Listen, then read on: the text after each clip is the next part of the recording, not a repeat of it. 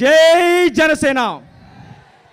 నేను ఈరోజు కేవలం ఒక యువకుడుగానో జన సైనికుడుగానో కాదండి, దాంతోపాటు రాజకీయ కక్ష సాధింపుకి బలైన ఒక యువకుడిగా మీ ముందు మాట్లాడుతున్నాను, ఒక బాధితుడిగా నేను మీ ముందు మాట్లాడుతున్నాను. పిహెచ్డి చదువుకున్న విశాఖకు చెందిన ఒక యువకుడిని నేను చేసిన తప్పేంటంటే నిజాయితీగా పవన్ కళ్యాణ్ గారితో పాటు ఆయన నమ్మిన సిద్ధాంతాన్ని బలంగా ముందుకెళ్తాం. కానీ ఈ ప్రభుత్వం కక్ష సాధింపుతో నాలాంటి యువకుల్ని, మనలాంటి యువకుల్ని, ఎందుకంటే మా వెనకాల మా తాతలు తమ్ముళ్ళు మా ఇంట్లో వాళ్ళు ఎవరు కూడా రాజకీయ నాయకులు లేరండి, ఒక సామాన్య యువకుడిని పవన్ కళ్యాణ్ గారు ఇంత దూరం తీసుకొచ్చారు. అదే తప్పైంది మరి ప్రభుత్వానికి. మమ్మల్ని జనసేన పార్టీ తరపున ఉన్న కొంతమంది నాయకుల్ని రాజకీయ కక్ష సాధింపుతో అరెస్ట్ చేసి, మరి ఎవరో మంత్రి గారంట, ఆవిడ నచ్చినట్టు వేళ్ళు చూపిస్తుంది, కానీ జన సైనికుల్ని మాత్రం, ఎందుకంటే టూరిజం పర్యాటకంలో మన ఆంధ్రప్రదేశ్ని 19వ స్థానంలో నిలబెట్టింది ఆవిడ.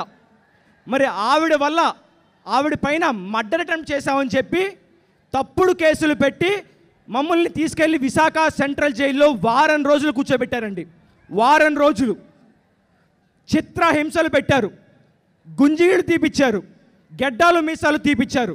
కానీ మా గుండెలు నిన్న ధైర్యం నింపిన పవన్ కళ్యాణ్ గారు వెనకున్నారని చెప్పి వాళ్ళు గుర్తించలేదు. జైలు గోడలు జన సైనికులను ఆపగలవా?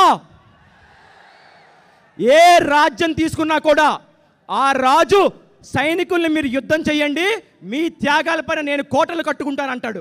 కానీ మన రాజు పవన్ కళ్యాణ్ గారు అలా కాదండి. ఒక రాజే సేనాధిపతి సైనికుడై నేను యుద్ధం చేస్తాను, నేను త్యాగం చేస్తాను, జన సైనికులుగా మీరు రాజ్యంలో కూర్చోండి అని చెప్పిన వ్యక్తి మన పవన్ కళ్యాణ్ గారు. ఒక మధ్యతరగతి యువకుడు రాజకీయాల్లోకి రావాలనుకోవడం తప్ప ఈరోజు ఆంధ్ర రాష్ట్రంలో ఒక మధ్యతరగతి యువకుడు రాజకీయాల్లోకి రావడమే పాపం అయిపోయింది.